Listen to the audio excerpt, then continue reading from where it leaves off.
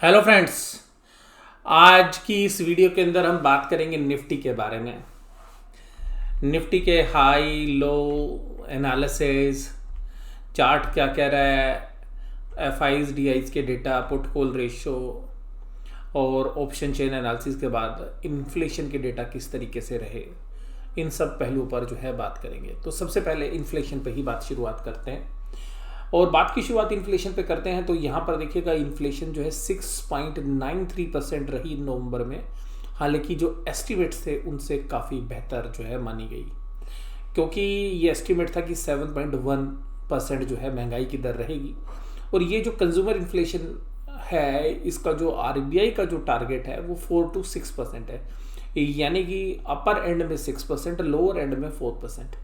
तो यहाँ पर ये लगातार 9वें महीने जो है इन्फ्लेशन आप देखेंगे कि बढ़ती जा रही है।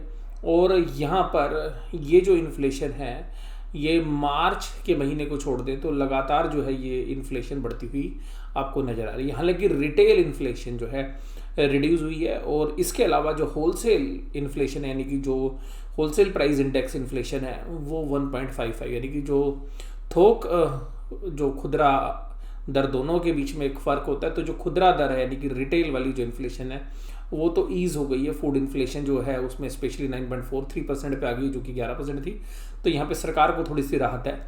इसके अलावा जो होलसेल इन्फ्लेशन है वो थोड़ी सी आप देखेंगे कि ज़्यादा है। और अभी भी इन्फ्लेशन अगर कुल टोटल अगर हम बात करें तो हालांकि टारगेट जो है आरबीआई के 4 to 6% के रहते हैं, लेकिन यहाँ पर जो एस्टिमेट्स थे वो 7.1% के थे, तो उससे कम महंगाई हुई है, यानी कि 6.93।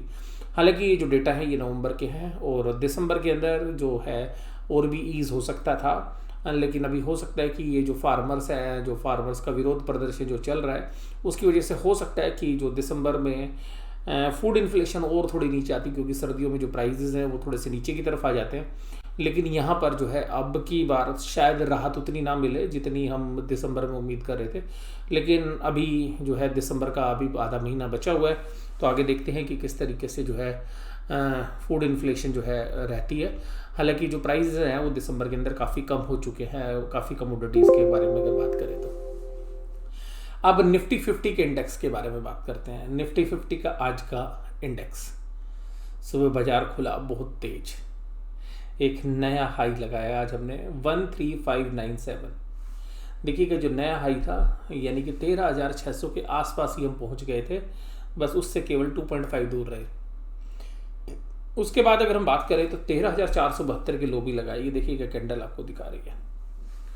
और ये एक सडन सेलिंग थी, लेकिन उसका तुरंत बाइंग रिएक्शन भी देखने के लिए मिला। तो तुरंत जो है बायर्स वहाँ पे नीचे से जो शॉर्ट्स पोजीशन थी उसमें रिकवरी आते हुए नजर आई। तो एकदम आप देखिएगा जैसे ही मार्केट नीचे गई तुरंत जो है लोग खरीदने के लिए आ गए, और उसके बाद मार्केट एक रेंज के अंदर रहा।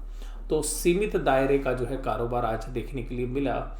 रेंज हालांकि 125 पॉइंट के आसपास की है, 125 पॉइंट्स की, लेकिन अगर आप देखेंगे तो एक सीमित कारोबार, एक थका हुआ कारोबार आज होता हुआ नजर आया, कुछ शेयर्स को छोड़ दे तो बाजार के अंदर आज जो है उठापटक थी, लेकिन बहुत कम थी, और एक ट्रेंड के अंदर ही जो है बाजार काम करते जा रहे थे।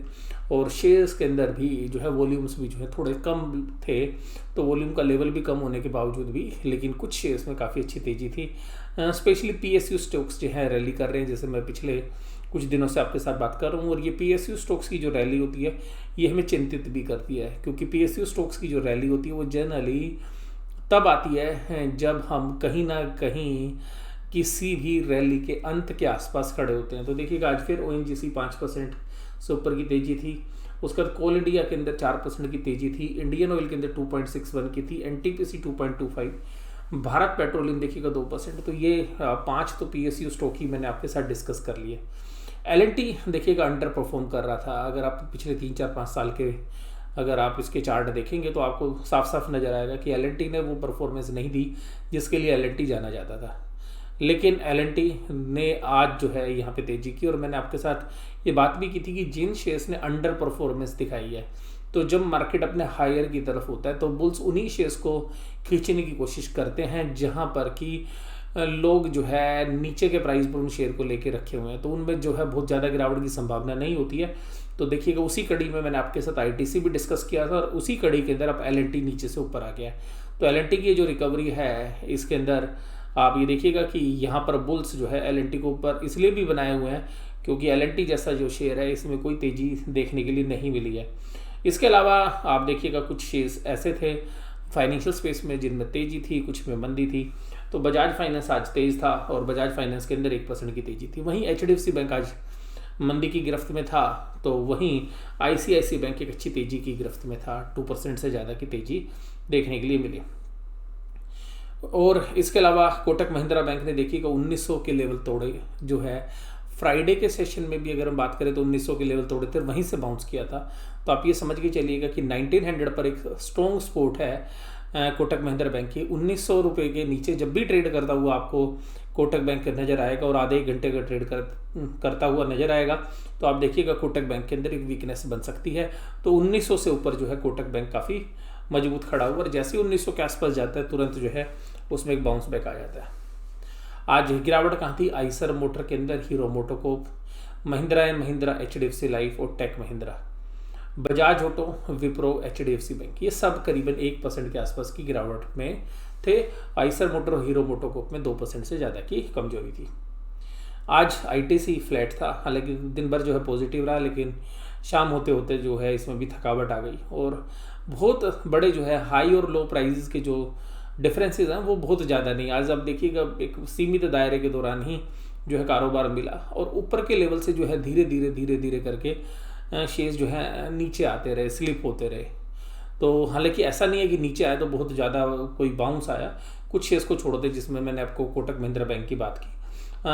मोस्टली जो शेयर्स हैं वो ऊपर से जो है टूटना शुरू हुए, सुबह ऊपर के हाई लगाए और फिर धीरे धीरे स्लिप होते हुए नीचे की तरफ ही जो है बंद हुए। अब यहाँ पर आज किनका कंट्रीब्यूशन था?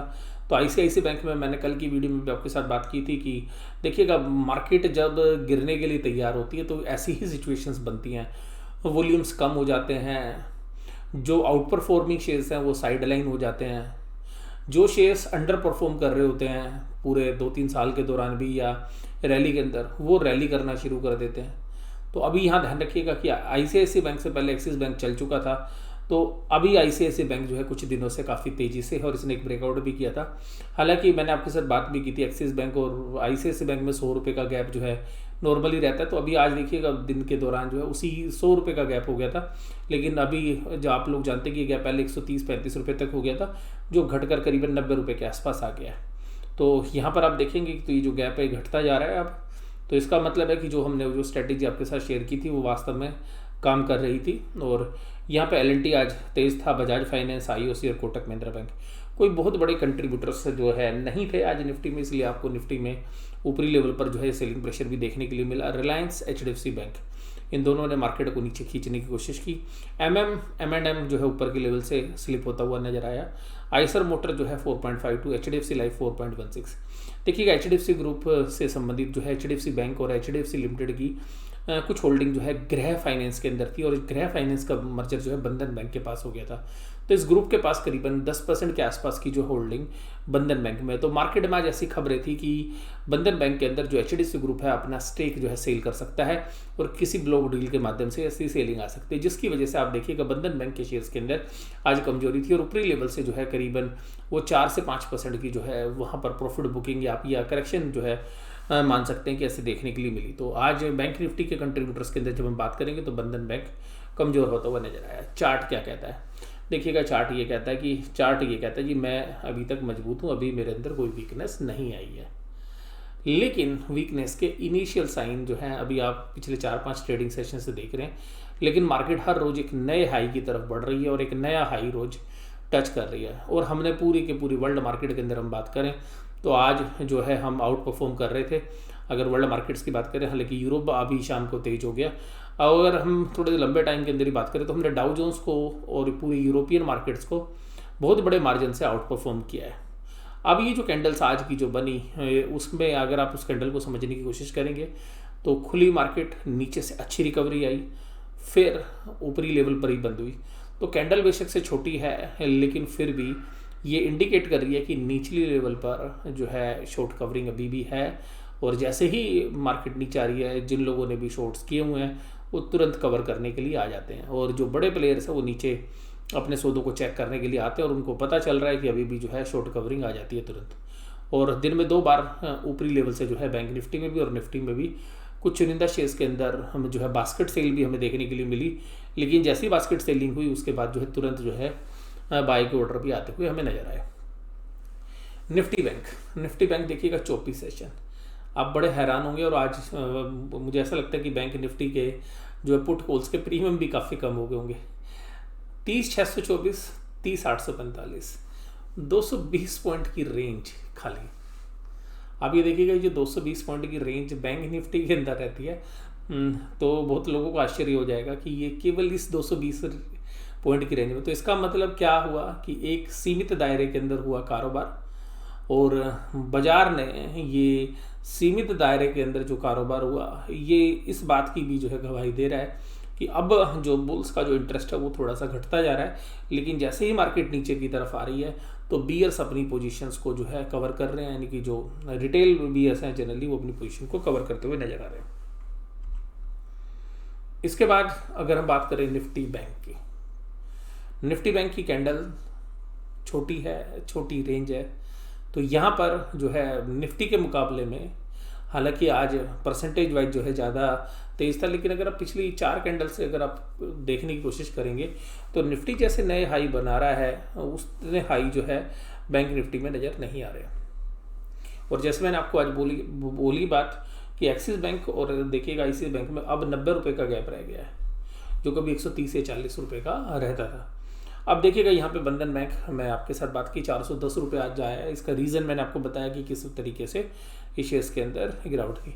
HDFC बैंक देखिएगा जिस दिन से जो है न्यूज़ आई है इसके ऊपर रोक लगाई है RBI ने, जो स्मार्ट प्लेयर्स हैं, जो स्मार्ट इन्वेस्टर्स हैं, उनको थोड़े से कंसर्न बने हुए हैं, और यहाँ पर जो बाइंग इंटरेस्ट है वो थोड़ा सा ख़त्म होता हुआ नज़र आ रहा है, और उसका फ़ायदा देखिएगा ICICI बैंक को मिल रहा है। यानी कि ऐसा लग रहा है कि जैसे यहाँ से जो सेलिंग हो रही है वो सारी की सारी जो है ICICI बैंक में शिफ्ट हो रही है या कोटक बैंक के अंदर शिफ्ट होगी, क्योंकि इसने भी नीचे के प्राइस से एक अच्छी रिकवरी जो है दिखाई है। तो ये तो देखिएगा पता नहीं चलता, लेकिन अगर प्राइस मूवमेंट को देखें तो ये तो साफ साफ पता लग रहा है कि HDFC बैंक की जो सेलिंग है वो यहाँ पे ऑब्जर्व की जा रही है। उसके बाद देखिएगा आज फेडरल बैंक काफ़ी अच्छी तेज़ी से जो है चला, और देखिएगा फेडरल बैंक ने भी बैंक निफ्टी के अंदर अंडर परफॉर्म किया। अगर इसी के साथ वाले जो शेयर्स की अगर हम कंपेरिजन करें तो RBL बैंक जहाँ पर इसने लो लगाए थे वहाँ से RBL बैंक ने आउट परफॉर्म किया। फेडरल बैंक अब लास्ट में आके जो है यहाँ पे आउट परफॉर्म करता हुआ नजर आ रहा है। IDFC फर्स्ट बैंक भी देखिएगा RBL के सामने इतना परफॉर्म नहीं कर पाया जितना RBL बैंक ने परफॉर्म किया। तो अभी यहाँ पर ये जो छोटे बैंक्स हैं प्राइवेट सेक्टर के अंदर, फेडरल बैंक,